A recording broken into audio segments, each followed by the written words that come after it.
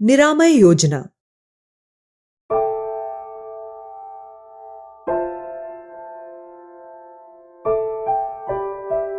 दिव्यांगता स्वयं में चुनौती नहीं है, बल्कि सामाजिक और संस्थागत बाधाएं इसे चुनौती बना देती हैं।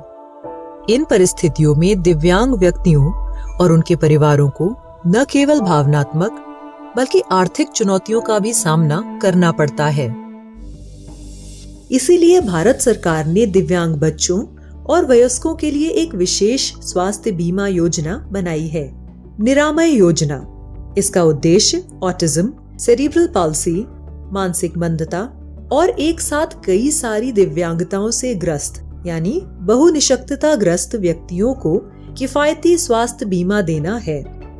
निरामय योजना के माध्यम से 1 लाख रुपए तक की वार्षिक बीमा सुरक्षा मिलती है। गरीबी रेखा से नीचे लाभार्थियों को बीमा के लिए सालाना 250 रुपए और गरीबी रेखा से ऊपर वालों को 500 रुपए भरनी होती है। सबसे पहले देखते हैं कि निरामय योजना का लाभ कौन उठा सकता है। कोई भी भारतीय जिसे राष्ट्रीय ट्रस्ट अधिनियम 1999 में सूचित कोई भी दिव्यांगता है, व्यक्ति के पास दिव्यांगता का वैध प्रमाण पत्र होना जरूरी है। केंद्र शासित प्रदेश जम्मू कश्मीर को छोड़कर पूरे देश में यह योजना उपलब्ध है।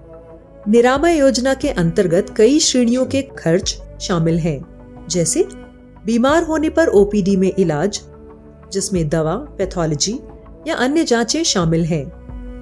दिव्यांगता के लिए नियमित जांच, दांतों का इलाज, किसी भी कारणवश अस्पताल में भर्ती होने का खर्च, जन्मजात या मौजूदा दिव्यांगता के लिए करेक्टिव सर्जरी यानी अंगों को सही करने के लिए की गई सर्जरी, दिव्यांगता के कारण उत्पन्न किसी भी कुप्रभाव को कम करने के लिए आवश्यक उपचार। निरामय योजना में वैकल्पिक चिकित्सा का खर्चा भी शामिल है, जैसे आयुर्वेद या होम्योपैथी। साथ ही इलाज के लिए यातायात में हुए खर्च को भी शामिल किया जाता है। इसके अलावा यह जानना आवश्यक है कि योजना का लाभ उठाने के लिए कौन कौन से दस्तावेज जरूरी हैं। गरीबी रेखा से नीचे यानी बीपीएल के लाभार्थियों के लिए सक्षम प्राधिकारी द्वारा जारी दिव्यांगता प्रमाण पत्र, बीपीएल कार्ड, पते का प्रमाण। गरीबी रेखा से ऊपर एपीएल के लाभार्थियों के लिए सक्षम प्राधिकारी द्वारा जारी दिव्यांगता प्रमाण पत्र, पते का प्रमाण, पालक या अभिभावक का अधिकृत और प्रमाणिक आय प्रमाण पत्र। निरामय योजना के लिए पंजीकरण कैसे कराएं? भारत सरकार ने देश भर में दिव्यांग व्यक्तियों के साथ काम करने वाली कुछ संस्थाओं को मान्यता देकर पंजीकृत किया है। ये आरओ कहलाती हैं। निरामय कार्ड के लिए पंजीकरण का काम इन्हीं पंजीकृत संस्थाओं यानी आरओ में होता है। पंजीकरण के लिए दिव्यांग व्यक्ति के अभिभावक अपने निकटतम आरओ में दस्तावेज लेकर जाएं। आरओ के कर्मी आपके दस्तावेजों की पुष्टि के बाद ऑनलाइन फॉर्म भरेंगे, दस्तावेजों को स्कैन करेंगे और अपलोड भी करेंगे। आपको नियमानुसार शुल्क भरना होगा। इस प्रक्रिया के बाद आवेदन की स्वीकृति होगी और स्वीकृति के बाद लाभार्थी को एक विशिष्ट आईडी नंबर मिलेगा। अगर आपको अपनी आरओ की जानकारी नहीं है तो आप ऑनलाइन पता लगा सकते हैं। नेशनल ट्रस्ट की वेबसाइट पर लॉगिन करें। रजिस्ट्रेशन टैब को क्लिक करके रजिस्टर्ड संस्थाओं की सूची खोलें। फिर अपना राज्य, जिला और शहर आदि फिल्टर लगाकर अपने पास का आरओ ढूंढ लें। अगर आप समय बचाना चाहें तो निरामय कार्ड का पंजीकरण फॉर्म आप ऑनलाइन डाउनलोड भी कर सकते हैं।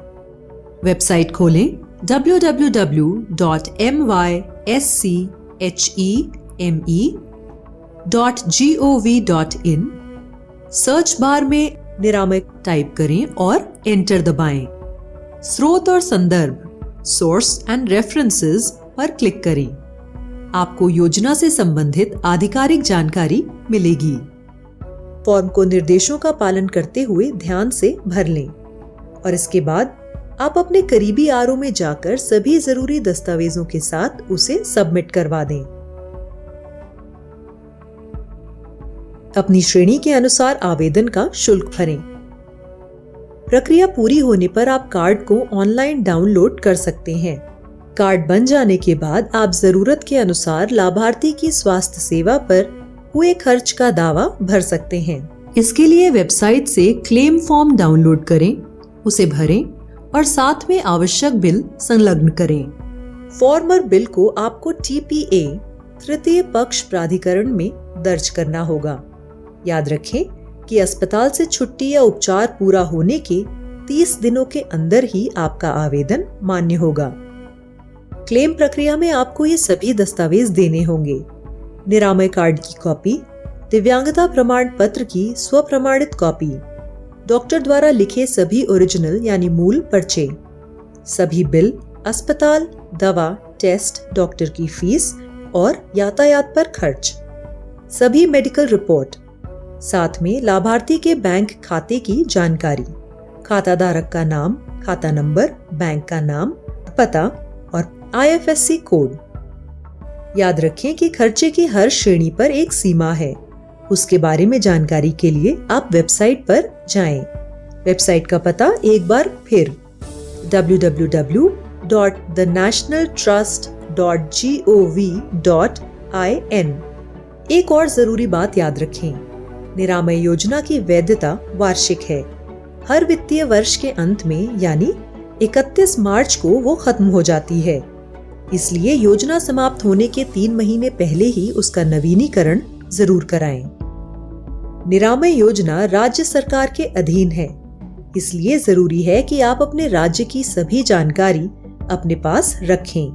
अपने परिवार के दिव्यांग सदस्य की स्वास्थ्य सेवा को बेहतर बनाएं।